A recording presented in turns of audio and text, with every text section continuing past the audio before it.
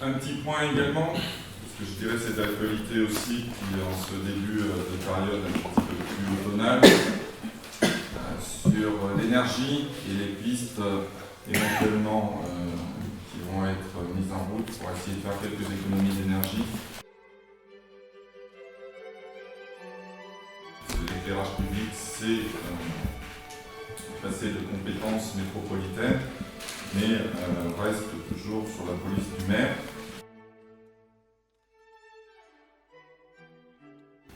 Nous, à Romagnan, on s'est interrogé et du coup, sur le fait, même si ce n'est pas une économie qui va rentrer directement dans les caisses de la commune de Romagnan, mais on ne doit pas être indifférent par rapport à cela.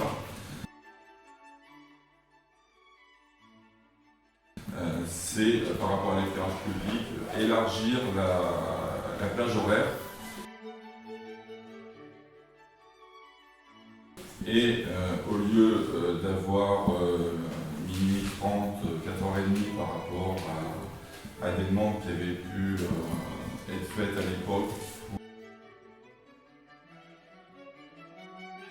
pour éclairer un petit peu plus tôt le matin pour aller travailler. L'idée, c'est plutôt de rallonger, alors soit faire minuit, 5h, minuit, 6h, c'est pas encore tout à fait arrêté. Nous, on s'était déjà prononcé en réunion de bureau pour faire minuit, 5h, 5h30, 6h.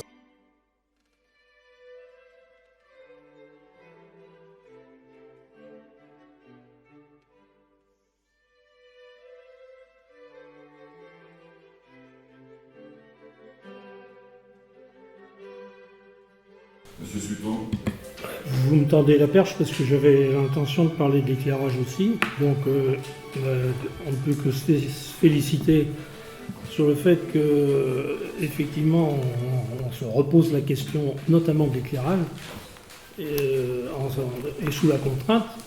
Mais je trouve dommage qu'on ait perdu quand même un certain nombre d'années pour prolonger ce qui avait été anticipé, puisque les fermetures, les créneaux horaires dont vous nous parlez pour revoir l'éclairage nocturne étaient précisément ceux qui étaient en place lorsque vous êtes arrivé en 2014.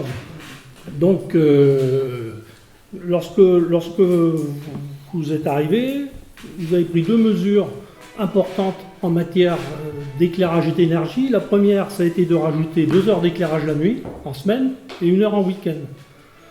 Et puis de ne pas reconduire la convention, l'adhésion à la DUM avec laquelle tout ce travail avait été fait.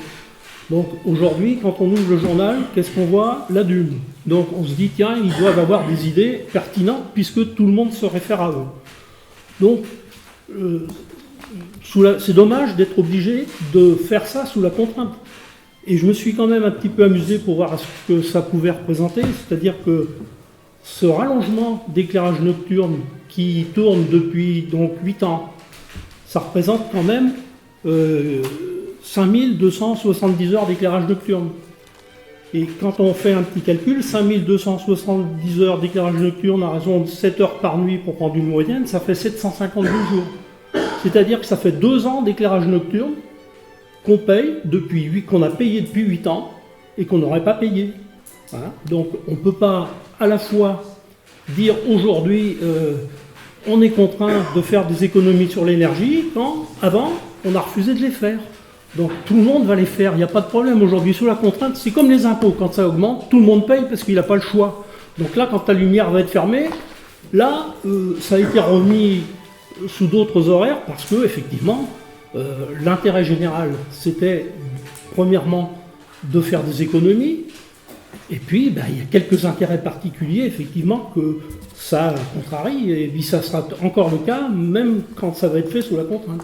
Donc moi, je déplore qu'on ne fasse les choses que sous la contrainte et qu'on n'anticipe pas cela. L'amplitude horaire était largement compensée, oui, mais qui était largement compensée par l'ensemble des économies qu'on a pu faire derrière parce qu'on a renouvelé le parc d'éclairage public. Je si je peux me permettre, ça ne compensait rien du tout. Hein. Ah, si. Le fait, non, mais le fait si. que vous ayez engagé une action de rénovation de l'éclairage public, Parce que derrière, on a fait des économies. ça ne compensait pas la baisse, Non, ça mais venait remplacer la baisse. Ça C'est pas tout à fait pas pareil. pour le but de les Bah, les deux, financièrement, les deux ça va auraient coûter été plus très cher bien. pour Romagna, quoi. Voilà.